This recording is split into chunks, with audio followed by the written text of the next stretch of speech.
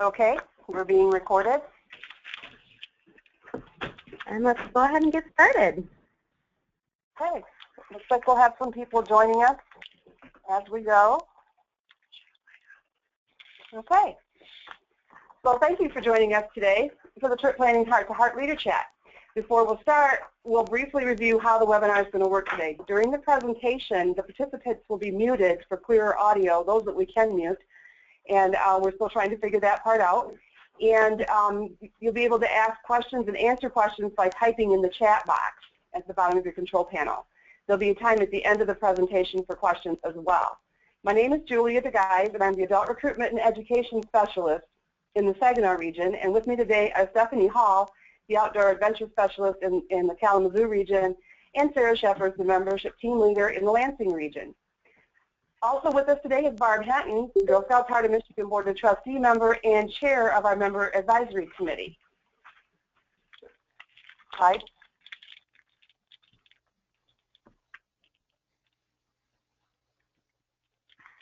Oh, And it's Barb, you going. can. Sorry. Thank you, Julia. This is Barb, and I certainly, on behalf of the Member Advisory Committee, affectionately known as the MAC, I'd like to welcome you all to our call today. One of the things the MAC has tried to do over the last few years is to provide information to our volunteers on topics that they, are interested in. This particular topic, trip planning, was one of our most popular last year, and so we thought we would bring that back, and based on attendance, it looks like once again, we've selected a topic that is very useful to our volunteers. So I'd certainly like to thank Sarah, Stephanie, and Julia for putting together the information today. Staff does a great job of hitting all the high notes. That, as always, if you have any feedback for us or throughout the presentation, if you have questions or comments, things that you can share, that's what really makes these kind of calls better, is having real life experiences that you're able to share with other volunteers. Certainly encourage you to do that. And also, if you have any interest in suggesting topics for us for our future heart-to-heart chats, we'd certainly be interested in hearing from you. So with that, I'll turn it back to you, Julia, and once again, welcome everyone. Thank you, Barb. Our agenda for today, you can see, thank you, Barb, for welcoming us, and we will be talking about the term trip, and we'll clarify that for you. We'll talk about why travel is important.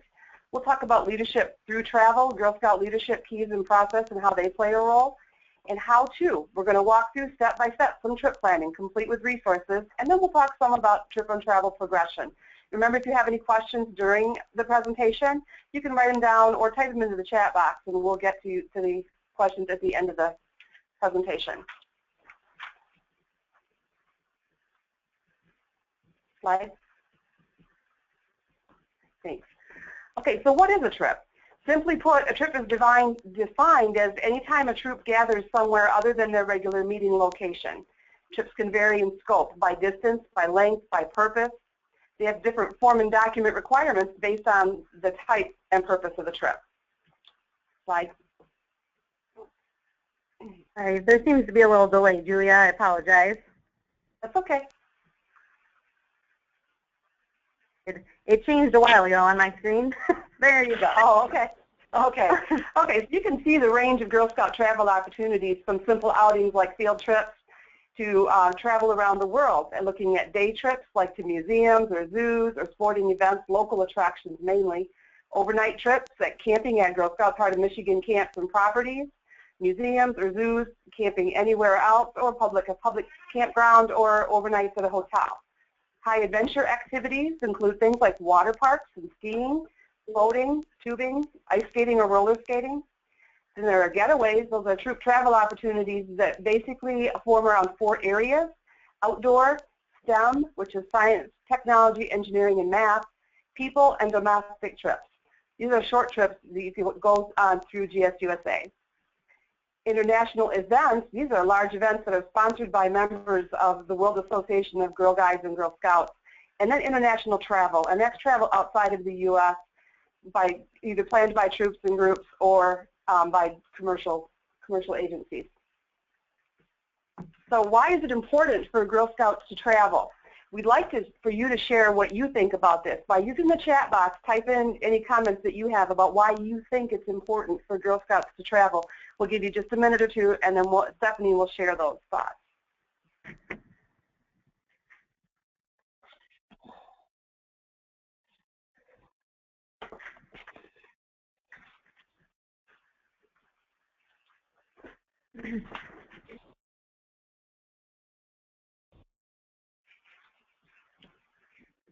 Hi, this is Stephanie. I'm sitting here with Laura Smith and Lindsay, and Laura just shared her feedback that she thinks that travel is important for girls because it helps them learn planning, because they have to plan through that whole trip process. It really helps them work on that skill.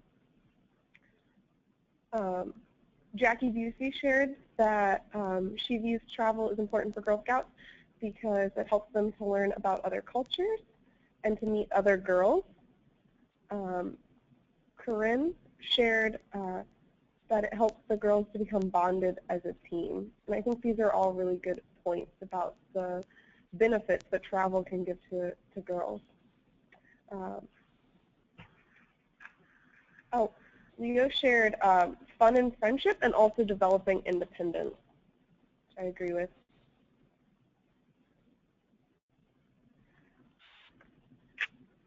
So Renee pointed out that travel helps build life skills, healthy relationships, being away from home. So a lot of that is kind of coming with very similar wording from our 15 outcomes, which is great. And Michelle shared that meeting girls from other places.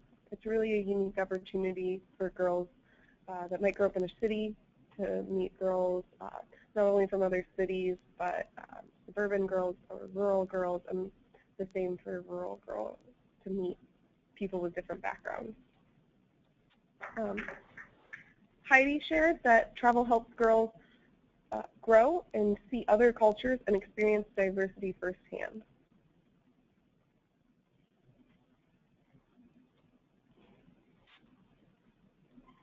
Okay, thank you for sharing those.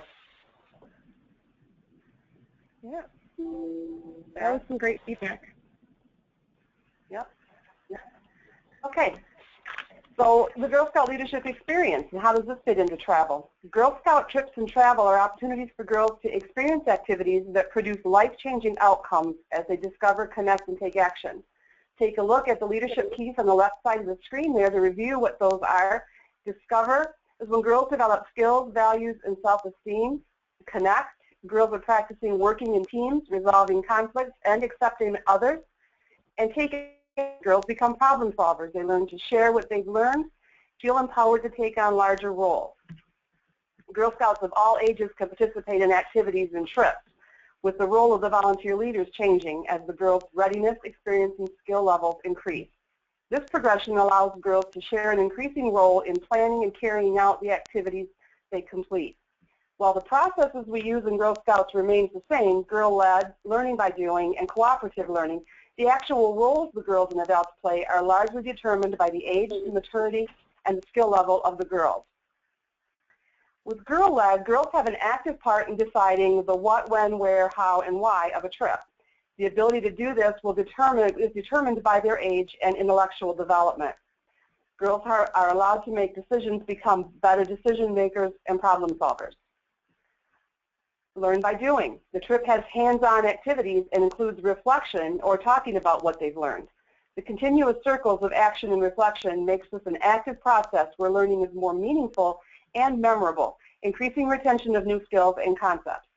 Girls who share common experiences will be prepared to reflect on what they've learned and plan for future activities. With cooperative learning, all members of the group work together regardless of talents and abilities in a safe and nurturing place. As trips and activities become larger and more adventurous, girls take on more responsibility and more control. They also form closer relationships with members of the group. They learn to trust and be trusted. Slide.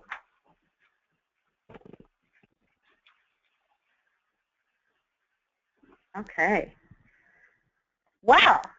So, this is Sarah, and I am thinking that we're all probably in agreement that when we talk about Girl Scouting and traveling through Girl Scouting, we all want girls to have an extraordinary, once-in-a-lifetime opportunity that really are only possible through Girl Scouting. And we also can agree that when traveling with other people's children, that precious cargo, we really need to be sure we're doing it as safely as possible. And also in Girl Scouting, we have the added benefit, this really unique opportunity where girls get to take the lead whenever it's developmentally appropriate. And so when we're planning these extremely extraordinary opportunities for girls, and we need to do them safely, and we want them to be really girl-led as often as possible, then we need to make sure we're laying an excellent foundation to make sure that we're doing it confidently and that we feel like we have all the tools and resources to make sure that these are just awesome opportunities that people feel confident in being able to do on a regular basis. So that's what we're going to go through today. We're going to make sure that when you leave this webinar today, you're really excited to go out and take trip planning home study if you haven't done it yet. Sit down with your girls and plan that next adventure and really get excited about what your goals are for this this year after you've sold all your cookies. So I think that when we're talking about trip planning, we really need to have an example to have in the back of our mind as we're thinking through, okay, what would those next steps be? So for this example, let's just think of like a Daisy or Brownie troop that is looking to expand upon their journey experience by visiting a zoo, or maybe they would like to go to the planetarium, or maybe they're going to go check out that Earth Day Disney movie at the IMAX theater. All of these are adventures that they're leaving their regular meeting place, so that means it's a trip. And that's, again, how we've defined a trip, is we're meeting that regular meeting location. So here we go. The first thing we need to consider when we are going on a trip is we need to make sure that we have taken that trip planning course. And you can do that one of two ways. One is a live in-person training, which is typically offered at an all-aboard weekend. It's also very easily accessible on our website as a trip planning home study. And I know we frequently talk about how resources are really available on our website, and today I am going to make sure that we all know exactly where to find these things. So I'm going to show you real quick on our website where this is located so that we all can make sure that this is easily accessible. So we're going to go to gshom.org, and we're going to stay away from that green bar today at the top of the web page, okay? And we're going to hang out where it says volunteers. And you're not going to click there. You're just going to hover over it, and you're going to go down to where it says resources, and you're going to hover over that as well, and you're going to go over to forms and documents, and that's where we're going to click today. So hover over volunteers, go down to resources, and over to forms and documents, and that's where we're going to click today. And this is where we're going to hang out. And I know sometimes our awesome website where it's a wealth of information can be somewhat overwhelming, but today we're going to make sure that everyone knows where to go. This is the place that you're going to hang out. And each section of this part of the website has tons of resources available to you that we've tried to group together in what we think makes sense. And we think we've done a pretty good job of that. And I'm going to try and avoid making anybody sick today. And I've done screenshots. So I'm not going to have to keep scrolling through the pages helping you see where all these are located today, because I've done screenshots. But what I wanted you to know is that there's a section here called Travel and Field Trips. And right below that, there's a section called Troops. And these are the two sections you're going to find most of the resources we're going to be discussing today. And if they're not in one of those two sections, then they're back at the top of the page. So I'm going to jump back into our PowerPoint, since we all know now where to find these excellent resources on our website at gshom.org, so please write that down. And the first step of any time you're going to leave your regular meeting location is to make sure that we're properly trained, and that first step would be taking that trip planning home study or an in-person trip planning course. And so you can find that, as I mentioned, in that section under travel and field trips. And I've put a big green arrow here so you can see trip planning home study course. And then right below it, you can print off at home, or we'd be happy to print you a copy in your local regional center, or even bring it out to an area meeting if that's helpful, a copy of the trip planning test. And that's the document that you will complete on your own at home. This is something you do. This is not a test that the girls take. This is something you, as the adult volunteer with the troop, you'll complete and then turn into the local regional center to receive credit for that course. So there we go. Trip planning is your first step. The second step, or thing to consider when we're meeting someplace other than our regular meeting location, will be to make sure we have that CPR first aid certified adult. Now, some troop leaders feel that they need to have that no matter what. And so if you are a troop leader or co-leader and you already have that CPR first aid certification, then this isn't even something that you're going to have to be concerned about when you're leaving your regular meeting location, because you've already got it covered. But if you're a troop that does not necessarily have that CPR first aider at your regular troop meeting, then when you do travel beyond that location, you do need to make sure that you have that person with you. And on page 70 of Volunteer Essentials, we do indicate that the American Red Cross, National Safety Council, EMP America, and the American Heart Association are all acceptable training options for this certification. And you may have a parent with your troop that's a nurse or an EMT or a doctor, and all of those people would very likely have the proper certification to be that CPR first aider. So all we would need to do is get a copy of that documentation. We can get it to your adult recruitment and education specialist at your local regional center, and then we really should have a background check on file for that person as well. And we're also happy to help you get connected with that type of training as well. If that's something that someone associated with your troop does not currently have, we're certainly happy to help you get that as well. So please just reach out again to your local regional center, to your membership specialist, your adult recruitment and education specialist would be happy to get you connected with that training. The next thing is that you always want to make sure that we have parent permission to have that child with you. So if you're, again, going anywhere beyond that meeting location, you want to make sure that you have parent permission, parent consent to do so, and you want it in writing. That's just for the safety of everyone involved. And that document is available on our website. We make it very convenient for you. You don't even have to go making something up yourself. We have it available for you. So that can be found on our website, again, in that travel and field trip section. It's called the Parent Permission and Participation Field Trip and Events. And that form actually allows you to just fill in the top part with your contact information and where the troop is going to be going for that field trip or that event. And then the bottom half of the form actually is where a parent would offer their consent. So the parent could keep the top portion of the form, and that tells them about the trip, and then they just rip off the bottom part and return it to you. So it's very convenient, and you can just fill out the top section, print a bunch of copies, give it to your troop, and you'll be all set to rock.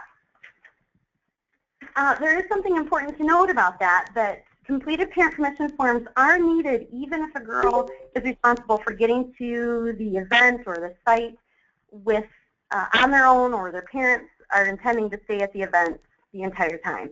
Because we always want to be prepared, right? We're Girl Scouts and we never know what might happen. So always having that parent permission form is really important. Okay, the next thing to consider is how are we going to get there? And typically, someone's going to drive us. And typically, we're taking personal vehicles. And so there's actually 3 documents that come into play when we're driving in private vehicles. And anytime an adult is driving a child other than their own, something new that came into play in the 2014-15 membership year is a Girl Scout Heart of Michigan background check authorization form. Should really be on file for any driver. And honestly, it just makes sense when we think about the safety of the girls.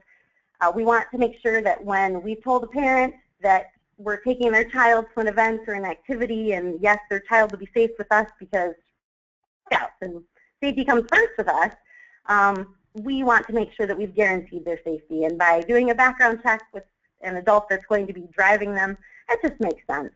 So that form is available on our website. This is at the top of that page that I showed you earlier, underneath the volunteer application process, the background check authorization form. That can be faxed to the regional center. It could be emailed. It can be mailed, dropped off, and we'll make sure that we get that processed appropriately. You probably want to give it a 2-week window before you're going on a trip to make sure that we have enough time to follow up on anything as necessary. And then that does remain on file with us for 3 years. So the other 2 documents are something that if you've been with Girl Scouting for years, you're probably very familiar with. That would be the driver guidelines form. And this actually lays out the expectations of a Girl Scout driver. And by signing the form, the driver acknowledges that they will abide by the guidelines. So for example, they say that they will make the children all wear seatbelts, and that they will only have children ride in actual car seats, not in the tailgate of a vehicle, for example. They will observe all traffic laws. They will refrain from using cell phones while driving the vehicle. They will refrain from using tobacco products while children are in the vehicle, that sort of thing. So they simply review it and sign the bottom. Very easy form to complete. And the form then stays with the troop leader. And the next form is the driver and privately owned vehicle statement, and that is actually where information about the driver's license, the vehicle information, and insurance information are all captured. And that also will remain with the troop leader. And if you have a driver that maybe is going to be driving with you all year, they fill it out once at the beginning of the membership year. The troop leader will hold on to that through the membership year and take it on any trips that y'all go on. And then at that conclusion of the membership year, it just is shredded and you're all set. And then they would fill out a new one the following year. So that one's very easy. And again, both of them are in that same section of that website that I just showed you, the travel and field trips, the driver guidelines, and the privately owned vehicle statement. And they can just be printed off and completed, and you keep those on hand. And so we always want to make sure that we're considering the safety of our girls. And so these are things that you probably are already doing at your troop meetings anyway, but we just want to make sure that we're reiterating it because safety always comes first. You always want to make sure that we're following our safety activity checkpoints and make sure that you're reviewing them for any activity that you're doing. You want to make sure that you're following the ratios found on page 65 in Volunteer Essentials. It is a new page number in this year's Volunteer Essentials, but it is a familiar graph if you are familiar at all with that, where it just lays out, it's a grid that shows you with this age girl, here's how many adults there need to be for this many girls. So that's on page 65, and I will show you where to find that in just a moment. Girl and adult health history forms. There was some question about this last week, actually, in a meeting I was at, where someone said, why do I need to have an adult health history form on file? I'm the troop leader. Why do I need one? Well, if something were to happen where you are not able to speak for yourself, you hit your head or you fell down or something happened, we need to know about you. And so having that health history document on you is extremely important as well. So keeping that binder with you and taking it on any trip is very important. And also a first aid kit. Let's not forget about that. So I mentioned safety activity checkpoints. That is at the very bottom, the last thing listed under this travel and field trip listing. And it also is available at the top of the page. So we have it all over the place. There should never be any trouble finding information about safety activity checkpoints. And the great thing about safety activity checkpoints, if you are not familiar with this, is that for every activity, there are specific guidelines for what type of equipment or safety considerations or training and certification for instructors that need to be considered for every activity. So that's updated frequently, so please consider taking a peek at that. And we're always adding things. I believe trampoline parts or something that were being added this year. So watch for those. I also mentioned volunteer essentials. Hopefully this is something that you've seen before. This is the 2015-16 version. And if this is not something that you're familiar with, then please, please, please take a moment to download that. You're welcome to look at it electronically on your home computer or tablet. We're happy to provide you a copy from your local regional center.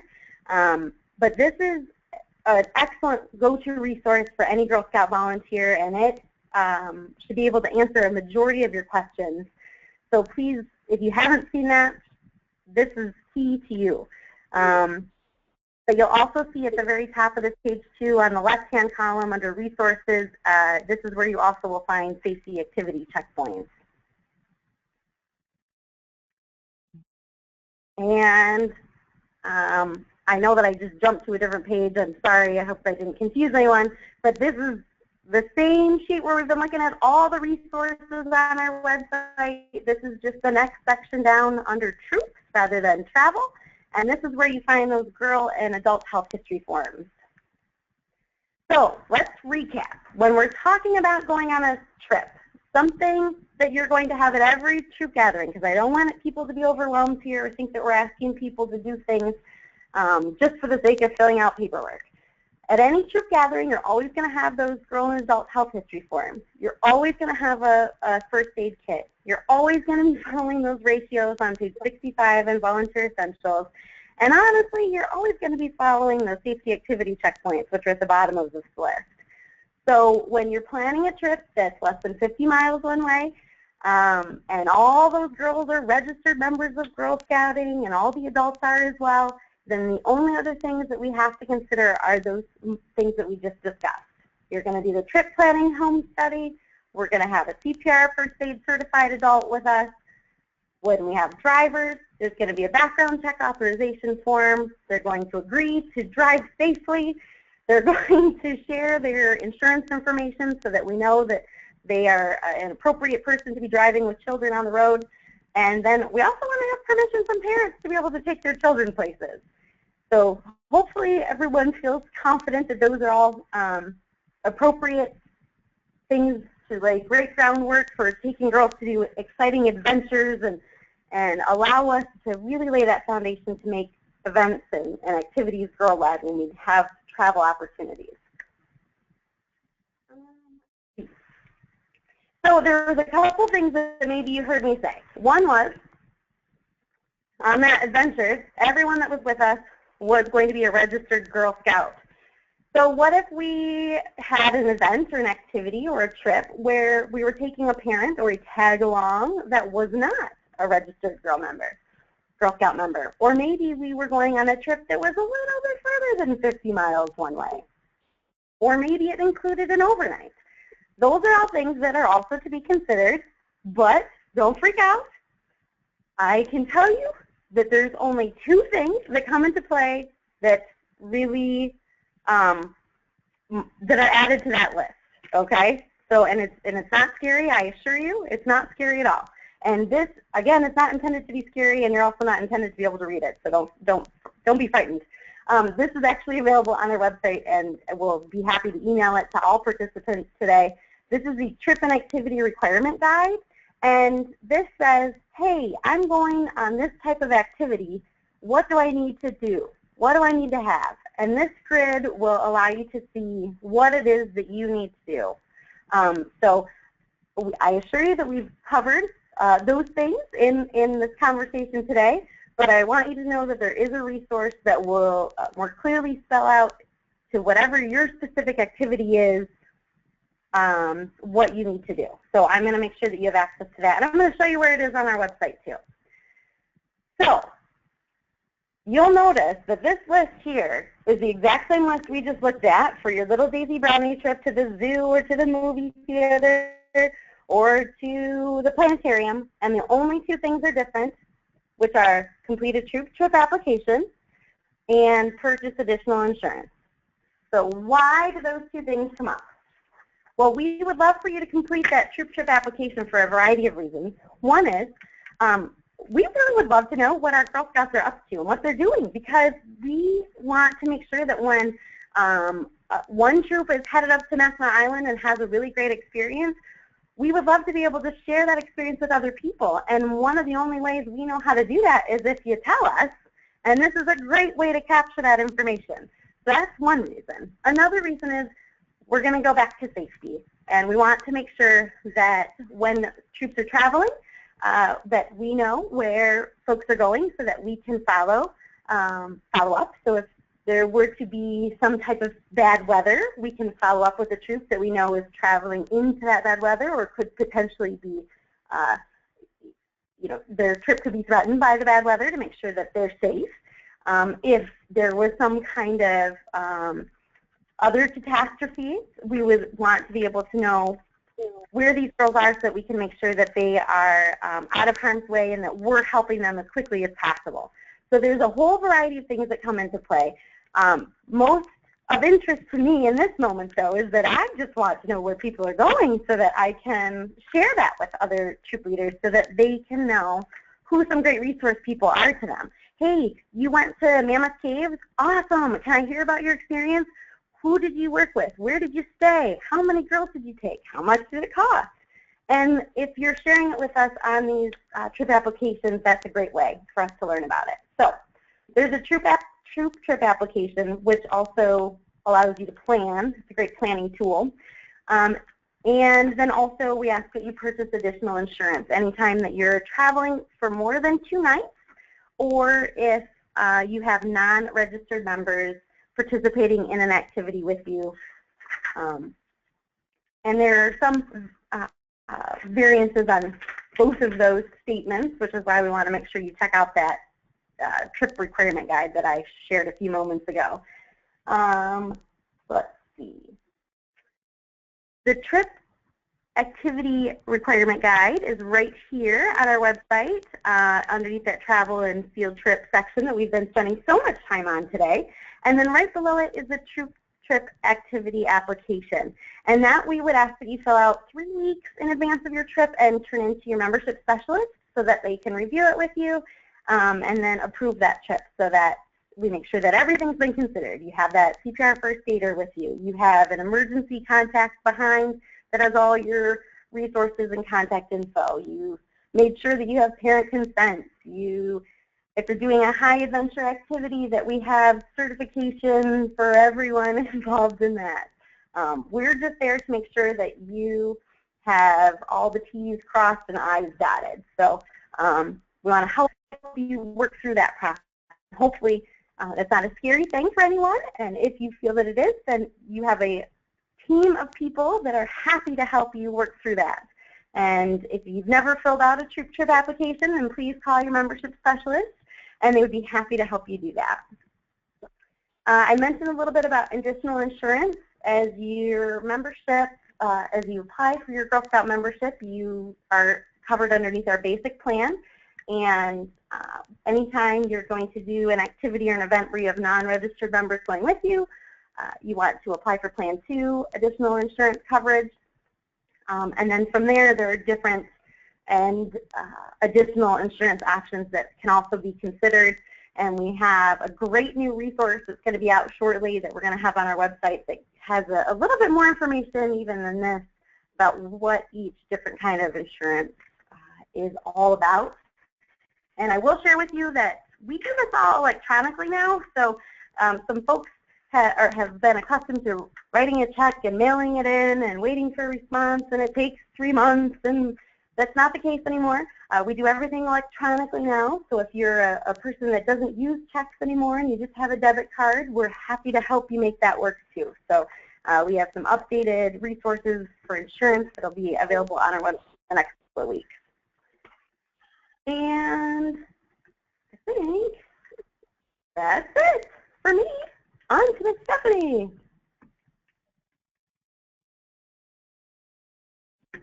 All right, thank you so much, Sarah. That was great. So what I'm going to talk about now is trip progression, which I think is one of the most exciting things about trips. It's just their ability to grow and to start with something small, and then you have this great trip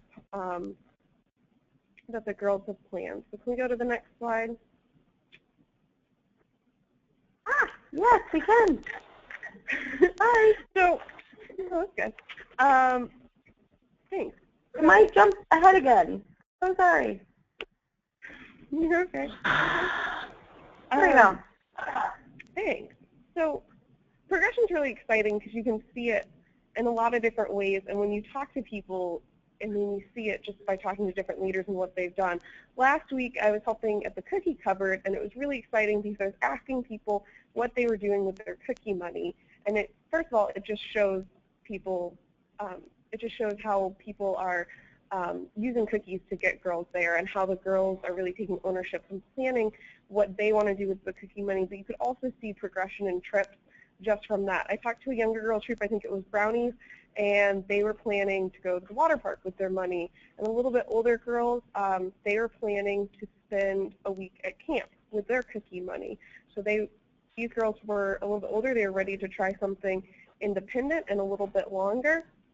And I talked to an older girl troop that actually had been saving their money for years, and they were using their cookie money to go to Italy, which I was a little jealous because I wanted to go to Italy. So it's just amazing. You see that progression. So there are different ways that your trip can progress, and it can progress in all of these ways, or you can kind of take it step by step.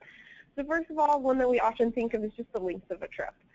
A trip can be anything from a simple day trip like Sarah was talking about, where maybe you're going to a museum, or your troop is celebrating something and going bowling, and you're just going out for a couple of hours, to one of those big international trips where you're actually going for a couple of weeks.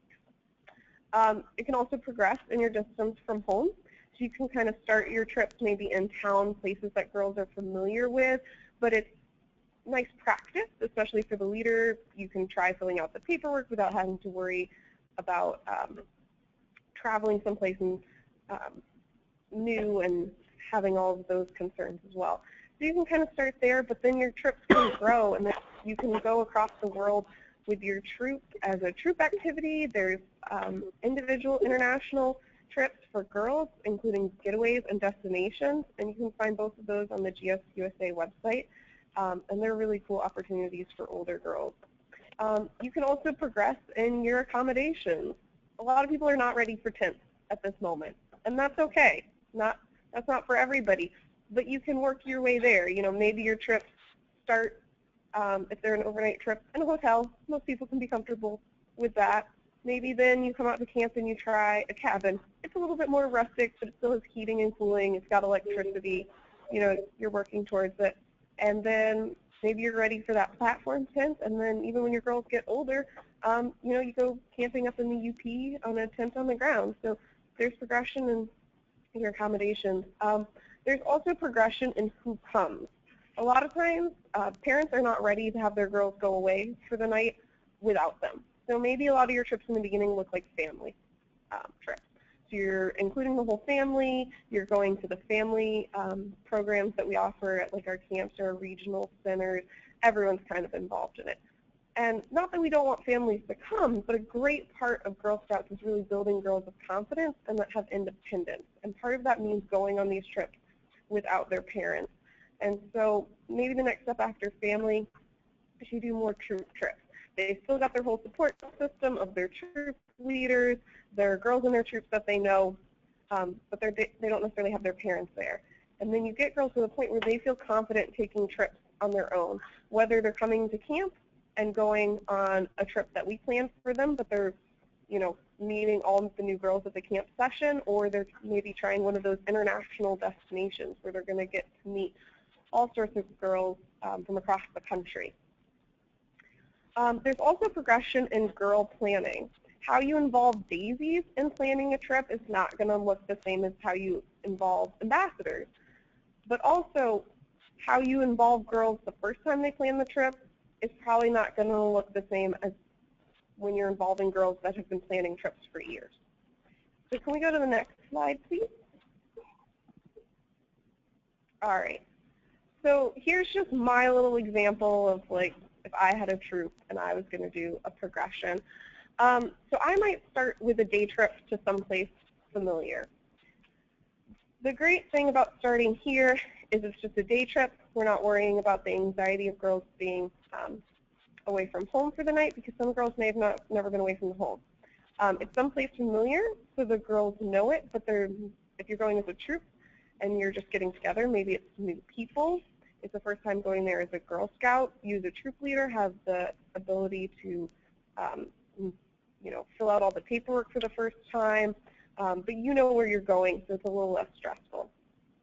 And then maybe it's overnight to someplace familiar. Maybe the girls have been out to camp for the day events, such as if you do your early renewal and you get to come out to camp for the day, or if your girls have sold 500 boxes of cookies and they've got to come out to camp for 500 Club, but they've never spent the night at camp. So they know camp is someplace familiar, but now we're going to try spending the night there. We've kind of gotten used to it. It's nice. And then you kind of go into the same thing, but you try new places. These are going to be a little more difficult. The girls are going to be, a little more distracted by everything that's new. It might be harder to focus, but it's great because they're gaining confidence in new places, and they're bonding as a troop with these new experiences. After you've kind of tried those in those new places, you might try a trip that's a little bit longer, a multi-night trip. So like a troop that I talked to that used their cookie money to go to Chicago from Kalamazoo. It's, it's a new state, so that's a big thing. It's not terribly far from Kalamazoo, but it was a several-night experience. The girls helped plan. They raised all the money for it. It's definitely a bigger step. And then that kind of goes with the out-of-state trip. So as you can see through the progression, I kind of kept working it up where it's newer places, longer trips, farther away from home. So you can kind of blend all those different types of progressions. Next slide.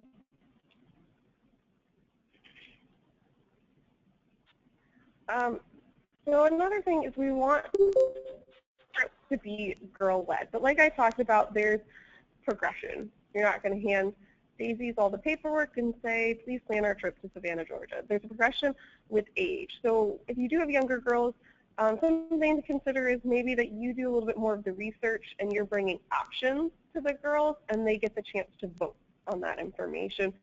Whereas the older girls, they're at that age where they can start to do the research themselves. I'd say by middle or high school, most girls are familiar with how to use a computer. And obviously you want that adult supervision there with them. But they're able to start researching things for themselves. There's also progression with experience. So each time that a girl helps plan a trip, it's a learning experience. Whether something goes wrong or it goes well, she's going to learn from that, and she's going to get a little bit better. She's going to learn a little more of things that she needs to check. You go on that first trip and everything's planned out, but you discover that no one checked the weather and it rained your whole trip and you had all outdoor activities planned. Well, there's two things you can gain from that. One, you can just say, well, we're still going to have fun in the rain and we're going to go with it. And you can also say, next time we're going to check the weather. Also, as girls progress with experience and you're helping them plan, make sure that you show your work so that the girls can learn how to plan from you.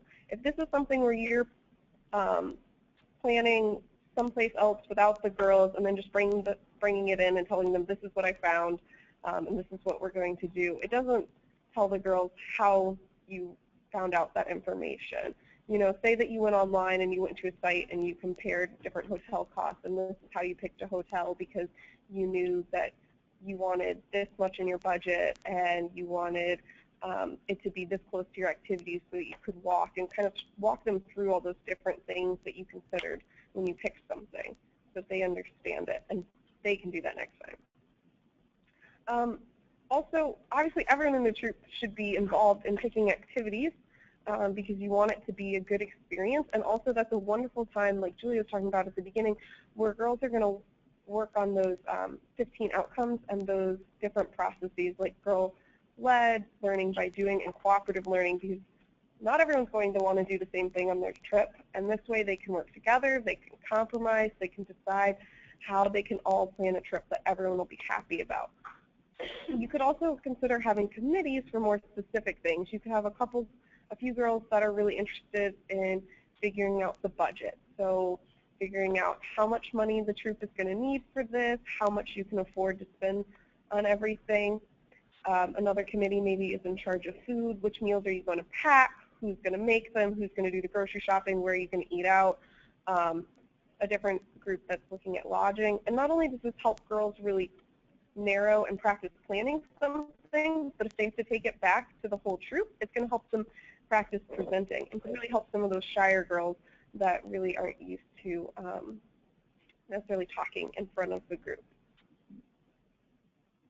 All right, I think we're good there. So just a few questions to get everyone thinking about trips and travel. So I guess we can take these one by one. So first off, how can we encourage girls to plan trips and travel that have opportunities for learning and personal growth?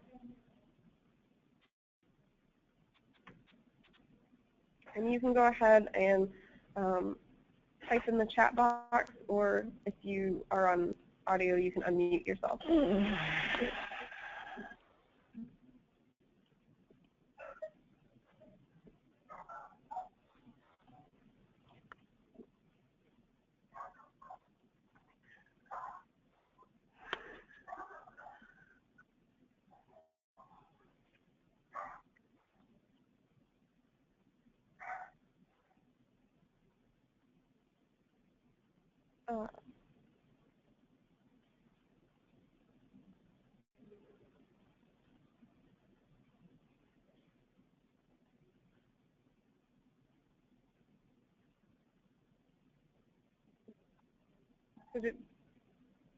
Well, Corinne said organizational skills. So I think every trip really helps girls with those. Well, I think it helps girls and adults with organizational skills as a personal growth moment. Did anyone else have any thoughts? Oh, here we go. Leah said, have them brainstorm trips related to badges and or journeys they've chosen to earn. So I think that's a really good idea because then you know right from the get-go that it's something that the girls are interested in because they chose those badges and journeys. But it's tied into a bigger experience where it's not just going and celebrating the end of the year, but maybe it's celebrating the end of a journey with a trip, and it's tied in and related to that journey so that they're still growing and learning from that trip. Jackie also said tie in badges that are relevant to different cultures and current world events. So that'd be really cool if maybe you're looking at a badge that is related to different cultures or something like that. Maybe you could even look at trying to earn a badge on the trip, which is twofold. It makes that trip then an opportunity for learning and growth for the girls, and it also gives you built-in activities to do. I've often, when troops have come to camp and they've kind of planned their own weekend and they've just requested a few activities with me, then I ask them what they're doing the rest of the time. They usually say that they're working sort of badge, especially one that kind of involves being out and hiking in nature. So I think often when you go on a trip, you can find a badge that ties in. Michelle said tie in their interests for their future and for their future in their lives or in Girl Scouts. So that's cool. That's a really great way. Maybe you're going someplace else that might have job opportunities or something girls could explore and get a tour of that. We also have them pour over the great big book of Wonderful, the source. Oh, thank you for the shout out. The source is a great big book of Wonderful. And that's an excellent point because all of our source programs are based on the 15 outcomes. So when you come to one of those, we are really trying to help girls gain something and grow, as well as having a good time.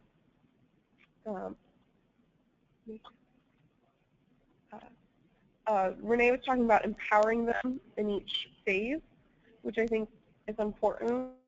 You know, more than just learning on the trip, it's learning from planning the trip, it's growing while on the trip, and then, you know, thinking to that experiential learning cycle, even when you get back from the trip, really maybe having the girls journal about their experiences so they can remember it and reflect on it afterward.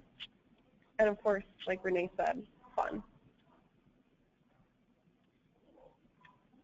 All right, well, thank you for the answers to that one. So the next one is, how do we communicate with families to make sure the girls are ready to take a trip and that they support their daughter's participation?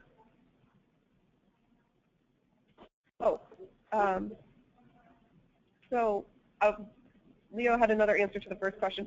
So she pointed out that source programs are a good way for new leaders to get their trip planning feet wet. Still have to plan logistics to get there, but not everything to do, which I completely agree with. When we talk about the progression of getting to camp, a lot of times kind of in that middle when you're ready to go on an outdoors trip, that's what we talk about is coming to a weekend program at camp. We provide all the meals, we provide the CPR and first aid trained adult, we provide the outdoor skills trained adults. So it's a great way that you can kind of start to plan going somewhere with your girls, but then once you get there, someone else has done all that planning. So that's a great point that it's kind of part of that progression. So in regards to the second question, Leo and Michelle both, both said parent meetings are a great way to communicate with the families. And Michelle also pointed out to keep the parents involved at every step of the way. And I think that's very true. The more involved the parents are, the more buy-in that they're going to have. So Laura suggested to have the parents fill out a questionnaire and have the girls do a questionnaire as well, and then compare how ready the girls are for overnight. And I think that's a good point. We want to make sure we're talking to the parents and making sure we have their feedback, but we also want to talk to the girls because sometimes it's really the parent that's not ready for their girl to go away, and the girl is. And so when you can kind of see where the parent is and where the girl is, you can compare if maybe they're at two different places and make a better plan from there. Leo said, be sure parents understand the girl-led aspect. It's about what girls want, not what the adults want. And I think that's very true. We need to role model for parents the girl-led aspect. And yes, Corinne said that yes, I have parents who are not ready. And I think that's just having a dialogue with the parents, maybe seeing how they feel that way, and also making sure, like other people have said, talking with the parents and making sure that they understand that it's girl-led, the growth, and the great benefits that they're going to get from it. Leo also suggested if parents aren't ready, use progression, sometimes baby steps. And I think that's important to keep in mind as well. Whether it's the girl or the parent that's not ready, that progression is important. And Jackie just reminded me that we need to wrap up. So thank you, Jackie, for keeping an eye on the time. So questions?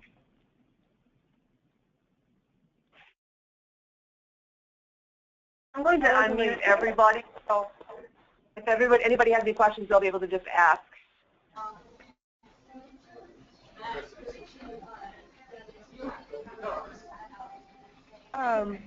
Leo wants to know, will the PowerPoint slides be available? I know this webinar is being recorded. I'm not sure, Julia or Sarah, do you know is the PowerPoint alone going to be available somewhere? That's just the slides? I think we could make it available. Okay, I think that'd be a great idea. Oh, thanks, Leo. Thank you, Leo. Thank you, Michelle.